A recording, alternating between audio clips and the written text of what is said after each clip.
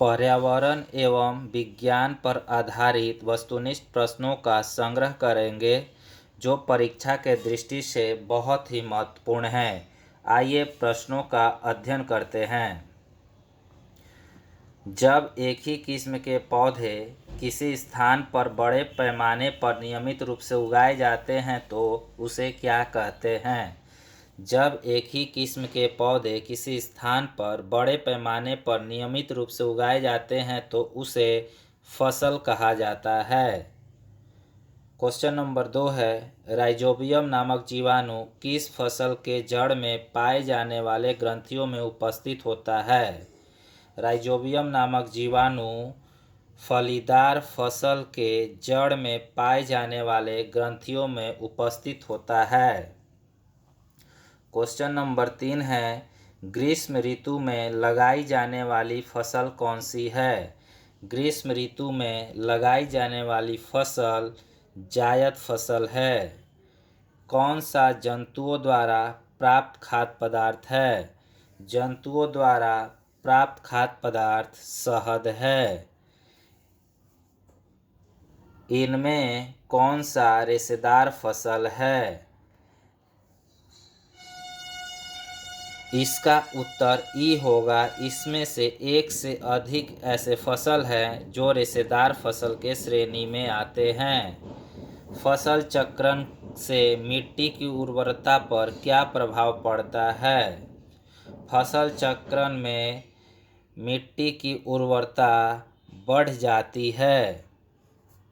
Question number 7 है, मिट्टी को उलटने पलटने एवं पोला करने की प्रक्रिया क्या कहलाती है? मिट्टी को उलटने पलटने एवं पोला करने की प्रक्रिया को जुताई कहा जाता है। दाना को भूसे से अलग करना क्या कहलाता है? दाना को भूसे से अलग करना थ्रेसिंग कहलाता है। क्वेश्चन नंबर 9 है, इनमें से कौन सा खरपतवार का उदाहरण है? तो निम्न में से गाजर जो घास है वो खरपतवार का उदाहरण है। क्वेश्चन नंबर 10 है, इनमें खरीफ फसल का उदाहरण कौन सा है? तो निम्न में से कोई ऐसा नहीं है जो खरीफ फसल का उदाहरण है। इसका आंसर ई ऑप्शन होगा। फसल से अनाजों को अलग करने की प्रक्रिया को क्या कहा जाता है? फसल से अनाजों को अलग करने की प्रक्रिया दौनी कही जाती है। ऋतु के आधार पर निम्न में से कौन फसल सबसे कम प्रचलित है? ऋतु के आधार पर मिश्रित फसल सबसे कम प्रचलित है। सेल कणों और ह्यूमन के मिश्रण को क्या कहते हैं? सेल कणों और ह्यूमन के मिश्रण को, इसमें से कोई ऐसा ऑप्शन नहीं है। कुतरने में सहायता करने वाला दांत निम्न में से कौन सा है? कुतरने में सहायता करने वाला दांत कृंतक दांत कहलाता है। यानी जो कुतरता जो दांत है वो कृंतक दांत कहलाता है। निम्न विकल्पों में से कौन सा फसल है? निम्न विकल्पों में से नींबू एक फलदार फसल है। यानी कह रहा है कौन सा फलदार फसल है? तो नींबू एक फलदार फसल है। निम्न विकल्पों में कौन सिंचाई के लिए जल का स्रोत नहीं है? तो निम्न में से साइफन जो है वो सिंचाई के लिए जल का स्रोत नहीं है। क्वेश्चन नंबर 17 है, जब एक लीटर जल जिसका तापमान 0 डिग्री सी हो तथा 1 लीटर जल जिसका तापमान 40 डिग्री सी हो को आपस में मिला दे तो पूरे जल का तापमान कितना होगा? यानी क्वेश्चन है, 1 लीटर जल का तापमान 0 डिग्री सी हो तथा 1 लीटर जल का तापमान 40 डिग्री सी हो तो आपस में मिला देने पर इनका जो तापमान होगा वो 10 डिग्री सी से 40 डिग्री सी के बीच रहेगा। वर्मी कंपोस्ट से क्या प्रयोग में आता है? वर्मी कंपोस्ट जो है वो केंचुआ से संबंधित है, यानी जो केंचुआ द्वारा कृषि की जाती है उसे वर्मी कंपोस्ट कहा जाता है। अगला क्वेश्चन है,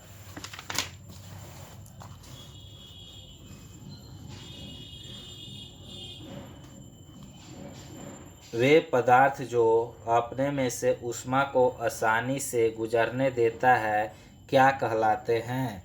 वे पदार्थ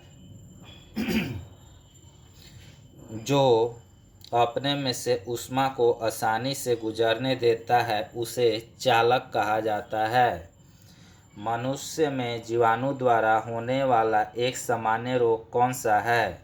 मनुष्य में जीवाणु द्वारा होने वाला एक सामान्य रोग टाइफाइड है, यानी टाइफाइड जो होता है वो जीवाणु द्वारा होता है। डेंगू परजीवी का वाहक निम्न में से कौन है? डेंगू परजीवी का वाहक निम्न में से मादा एडिस मच्छर है, यानी मादा एडिस मच्छर से एक परजीवी है। यानी कह रहा है डेंगू परजीवी का मैंने डेंगू जो रोग होता है किसके द्वारा होता है? डेंगू जो रोग होता है वो मादा एडिस मच्छर के द्वारा होता है। मनुष्य में वायरस द्वारा होने वाला एक सामान्य रोग कौन सा है? मनुष्य में वायरस द्वारा होने वाला एक सामान्य रोग पोलियो है, यानी पोलियो जो होता है वो वायरस द्वारा होता है। मलेरिया रोग किस जीव के काटने से होता है? मलेरिया जो रोग होता है वो मच्छर के काटने से होता है। बरसात के दिनों में यह रोग बहुत ही प्रचलित रहता है। क्वेश्चन नंबर 24 है, कॉलम ए से कॉलम 2 का मिलान कीजिए। गहरे रंग के कपड़े पसंद करते हैं, समुद्री समीर बहने का समय, हल्के रंग के कपड़े पहनने का समय और थल समीर चलने का समय। देखिए इसका सही उत्तर जो होगा वो होगा ऑप्शन बी, यानी 2 1 4 3। 2 1 4 3, यानी गहरे रंग के कपड़े जो पसंद किया जाता है वो सर्दी में किया जाता है। समुद्री समीर बहने का जो समय होता है वो दिन में होता है। हल्के रंग के कपड़े पहनने का जो समय होता है वो गर्मी में होता है, यानी गर्मी में प्रायः लोग सफ़ेद कपड़े पहनते हैं। थल समीर चलने का जो समय होता है वो रात में होता है, यानी इसका सही उत्तर बी होगा। अगला क्वेश्चन है, निम्न में से किस पौधे के पत्तों के रस का उपयोग मलेरिया और डेंगू के उपचार में किया जाता है? इसका सही उत्तर हो 25 का ए होगा, यानी गिलोय पौधे के पत्तों के रस का उपयोग मलेरिया और डेंगू के उपचार में किया जाता है। अलेक्जेंडर फ्लेमिंग ने 1928 ईस्वी में किस पहले प्रतिजैवी की खोज की थी? अलेक्जेंडर फ्लेमिंग ने सबसे पहले, इनमें से कोई ऐसा उत्तर नहीं है जिसमें अलेक्जेंडर फ्लेमिंग द्वारा 1928 में पहले प्रतिजैवी की खोज की गई थी, यानी निम्न में से कोई ऑप्शन नहीं है। अगला क्वेश्चन है,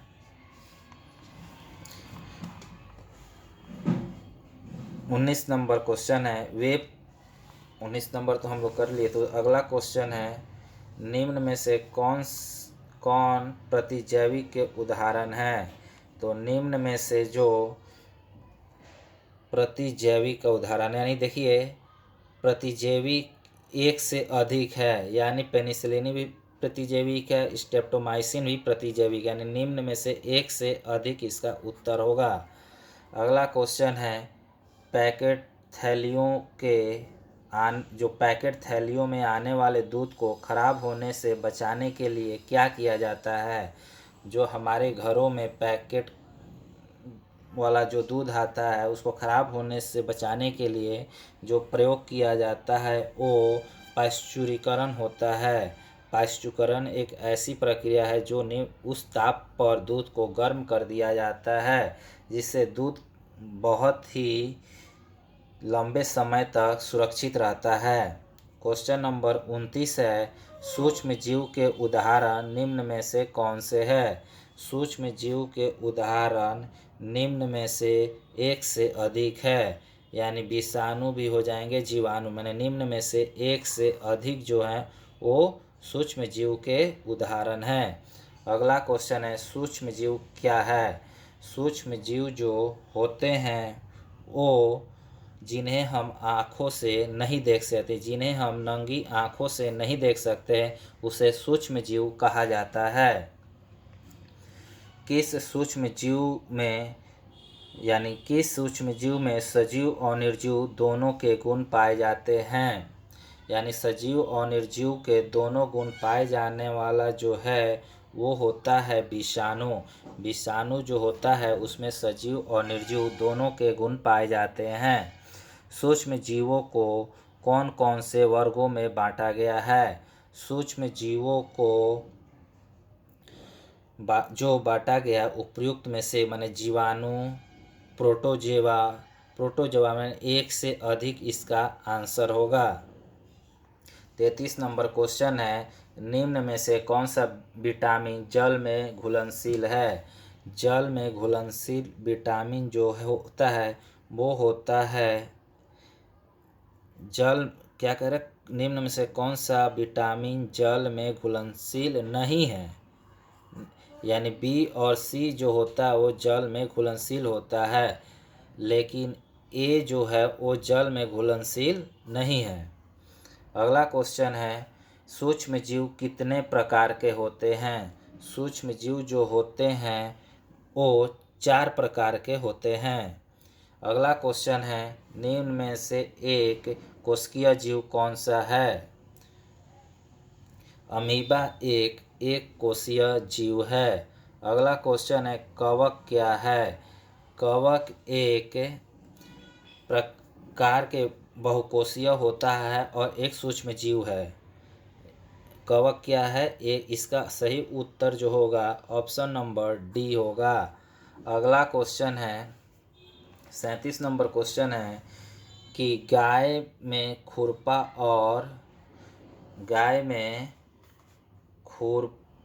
और मुंहपका रोग किससे होता है? तो गाय में खुरपका और मुंहपका जो रोग होता है वो वायरस के कारण होता है। जीवाणु किस प्रकार के जीव होते हैं? जीवाणु जो होते हैं वो एक से अधिक हो जाएंगे, यानी जीवाणु जो होते हैं वो सर्वत्र पाए जाने वाला एक जीव होता है, एक कोशिकीय, यानी एक से अधिक इसका सही उत्तर होगा। 39 नंबर क्वेश्चन है, मजबूत रेशे जिनका उपयोग पैराशूट तथा चट्टान पर चढ़ने हेतु रस्सी बनाने में किया जाता है वो कौन सा है? यानी नायलॉन का उपयोग हम पैराशूट तथा चट्टान पर चढ़ने हेतु किया जाता है। 40 नंबर क्वेश्चन है, निम्न में कौन सा प्राकृतिक बहुलक है? सेलुलोज जो है वो एक प्राकृतिक बहुलक है। अगला क्वेश्चन है, पॉलीथीन किस प्रकार का प्लास्टिक है? पॉलीथीन जो है वो मेलामाइन प्रकार का प्लास्टिक है। सेलुलोज का शुद्ध रूप क्या है? सेलुलोज का शुद्ध रूप 41 का क्वेश्चन जो है, पॉलीथीन किस प्रकार का प्लास्टिक है? पॉलीथीन जो है वो थर्मोप्लास्टिक है, न कि मेलामाइन। इसका सही उत्तर 41 का बी होगा, यानी पॉलीथीन जो है एक थर्मोप्लास्टिक है। ठीक है। अगला क्वेश्चन है 42 नंबर, सेलुलोज का शुद्ध रूप क्या है? सेलुलोज का शुद्ध रूप जो है कागज है। 43 नंबर क्वेश्चन है, मानव शरीर का सामान्य तापमान कितना होता है? मानव शरीर का जो सही तापमान होता है वो 37 डिग्री सी होता है। टेफ्लॉन क्या है? टेफ्लॉन एक संश्लेषित रेशा है। अगला क्वेश्चन है, बेकेलाइट क्या है? बेकेलाइट एक कांच है। बेकेलाइट क्या है? बेकेलाइट एक कांच है। उच्च अनुभार वाले बहुलक को क्या कहते हैं? उच्च अनुभार वाले बहुलक को प्लास्टिक कहा जाता है। अगला क्वेश्चन है 47 नंबर क्वेश्चन है कि पदार्थ जो प्राकृतिक प्रक्रिया जैसे जीवाणु द्वारा अपघटित हो जाता है उसे क्या कहा जाता है या कहलाता है? पदार्थ जो प्राकृतिक प्रक्रिया द्वारा अपघटित हो जाता है उसे जैव निम्नकर्णीय कहलाता है। क्या कहलाता है? जैव निम्नकर्णीय। रेयॉन किस प्रकार का रेशा है? रेयॉन जो है एक संश्लेषित रेशा है। अगला क्वेश्चन है कपड़े किस प्रकार से प्राप्त होते हैं? कपड़े जो है वो किस प्रकार से प्राप्त होते हैं? इसका सही उत्तर जो होगा सी होगा। प्राकृतिक स्रोतों से प्राप्त रेशों से और कृत्रिम स्रोतों से प्राप्त रेशे से कपड़े प्राप्त किए जाते हैं। निम्नलिखित में कौन सा थर्मोप्लास्टिक नहीं है? यानी निम्न में से जो बेकेलाइट है वो थर्मोप्लास्टिक नहीं है। अगला क्वेश्चन है रेशे कितने प्रकार के होते हैं? रेशे जो होते हैं वो 2 प्रकार के होते हैं। अगला क्वेश्चन है कृत्रिम रेशम किस प्रकार बनाया जाता है? कृत्रिम रेशम जो है वो उपयुक्त में से कोई इसका सही आंसर नहीं है। अगला क्वेश्चन है कल कारखानों में निर्मित रेशे को क्या कहते हैं? कल कारखानों में निर्मित रेशे को मानव निर्मित और संश्लेषित रेशा कहलाता है। निम्नलिखित में से कौन सा प्राकृतिक रेशा है? निम्न में से ऊन जो है एक प्राकृतिक रेशा है। अगला क्वेश्चन है 55 नंबर संश्लेषित रेशे छोटी इकाइयों से बने होते हैं जिन्हें क्या कहते हैं? संश्लेषित रेशे जो छोटी इकाइयों से बने होते हैं उसे एकलक कहा जाता है।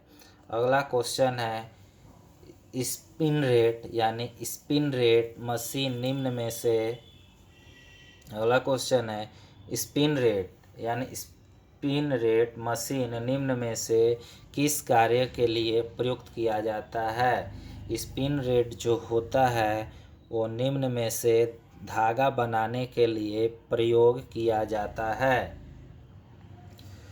अगला क्वेश्चन है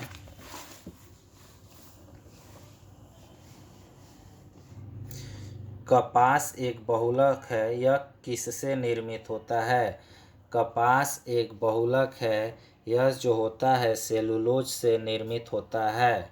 निम्न में कौन सा मानव निर्मित रेशा है? रेयॉन एक मानव निर्मित रेशा है। अगला क्वेश्चन है निम्न में से सबसे अधिक सक्रिय धातु कौन सी है?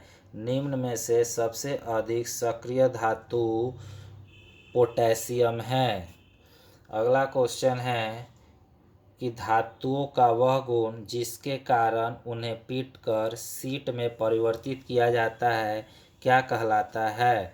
जिन्हें पीटकर शीट में परिवर्तित किया जाता है उसे आधात वर्धनीयता धातु कहा जाता है।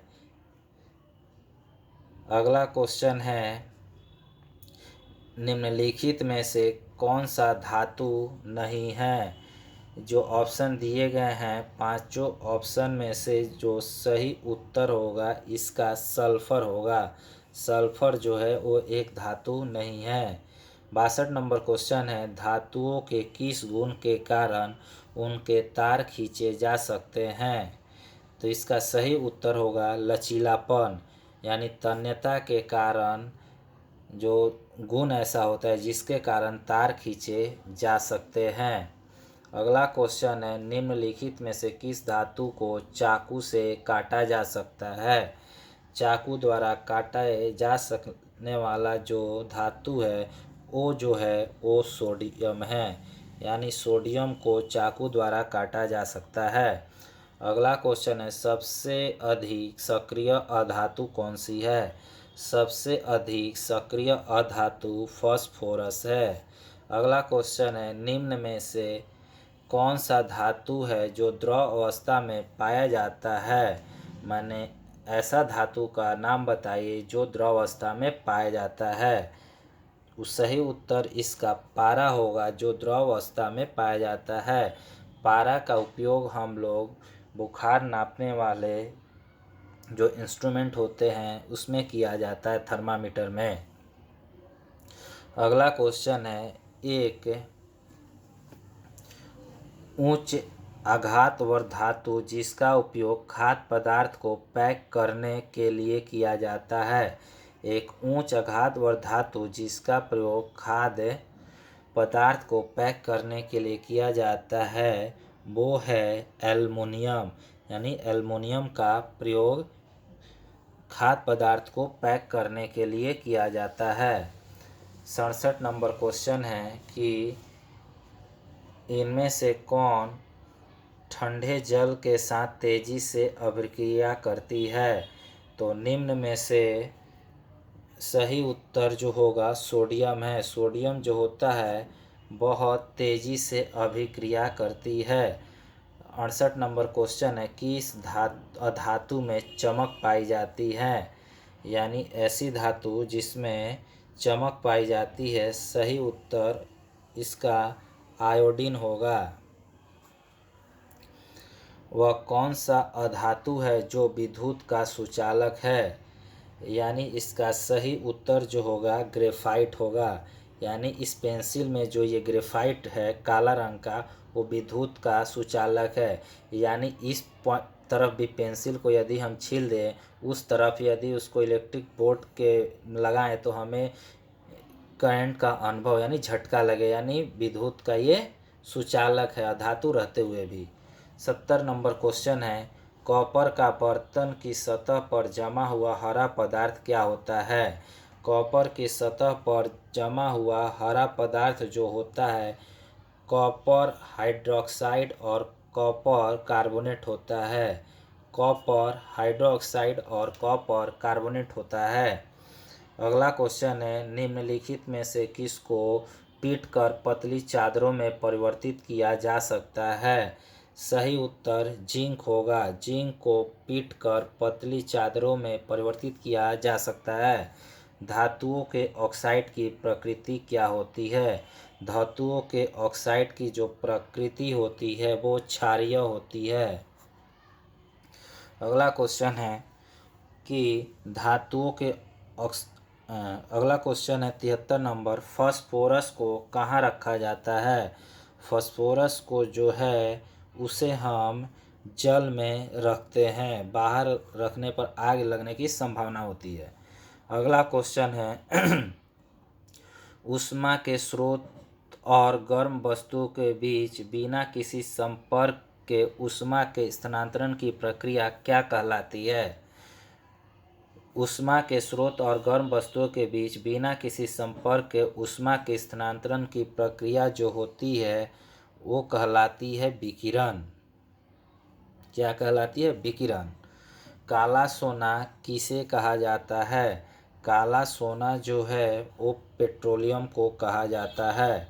अगला क्वेश्चन है, घरेलू ईंधन के रूप में किसका उपयोग किया जाता है?